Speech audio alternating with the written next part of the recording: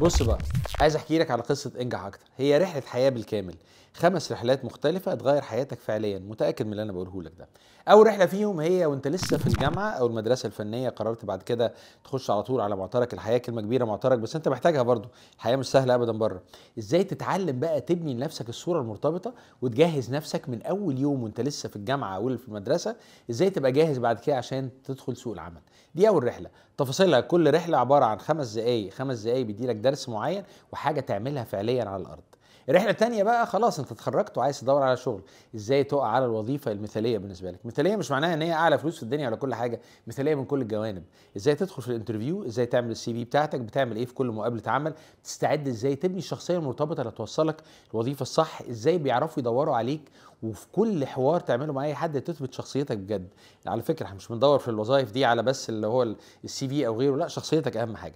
الرحله الثالثه بقى، سنه اولى شغل، اصعب حاجه في الدنيا، الناس بتقع منها دايما. ازاي تنجح في اول سنه، ازاي تعرف واجباتك ومسؤولياتك وحقوقك، وازاي تفهم مديرك، وازاي تعرف المنتج المطلوب منك لغايه لما تنجح بجد. الرحله الرابعه بقى اجمل بكتير، انت خلاص نجحت وكل حاجه، بقيت لعيب بقى جوه المكان. لا، اللعب بيبقى صعب، في سياسات جوه المؤسسات والشركات، العاب كتيره جدا، ناس بتحور، ناس بتغير في الكلام، مديرين صعبين جدا، العاب سياسيه، مشاكل بتحصل لك، ازمات. ازاي تتعامل في كل حاجه من الحاجات دي وتوصل دايما لبر الامان.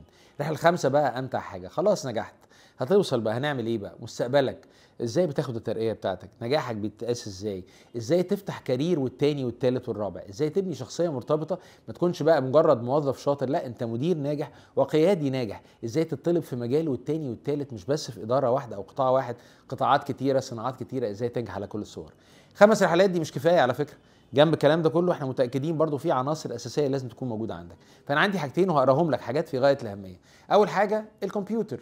الكمبيوتر مش الشغل التقليدي بتاع زمان، طبعا لازم تكون فاهم مايكروسوفت واوفيس وكل الحاجات دي، لكن مجال رهيب لفرص العمل النهارده هو كل ما يتعلق بالبرمجه. فاحنا معانا منصه المدرسه، ودي من اكبر المنصات الناجحه جدا في هذا المجال في العالم العربي كله، هتعلمك اساسيات لغات البرمجه بالظبط، ازاي تعمل برمجه باستخدام تحديدا لغه بايثون، من اهم اللغات واللي هي مهمه جدا، ليها سعر جامد قوي في سوق العمل النهارده، سواء تشتغل في مؤسسه بشكل مستمر او كمان تشتغل فريلانسر حر تماما كده. هتتعلم اللغه دي، وكمان بعد كده الكورس هتاخد عليه 50% ديسكاونت، حاجه مش سهله ابدا، بس تستاهلها انك معانا ان شاء الله. الحاجه الثانيه اللي في غايه الاهميه برضو، مركز تدريب ذا برو انجلش. مركز تدريب البرو انجلش ده هيعلمك اللغه الانجليزيه، من غيرها احنا ولا حاجه على فكره. ده انت محتاج عربي وانجليزي يعني بيرفكت 100%، هتتعلمها معاهم ان شاء الله، هو معاهم معانا معناها كمان.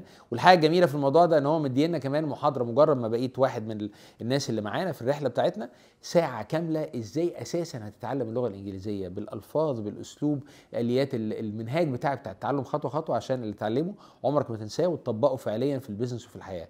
بعد كده كمان ان شاء الله، بعد الساعه اللي هي مجانيه معانا كمان، هيبقى من حقك كمان تاخد البرامج بتاعتهم على مسار كله لتعلم اللغه الانجليزيه، كل الرحلات، كل المستويات بتاعتها، بديسكاونت خاص جدا لكل حد معانا في انجح اكتر. كل التوفيق للجميع ان شاء الله.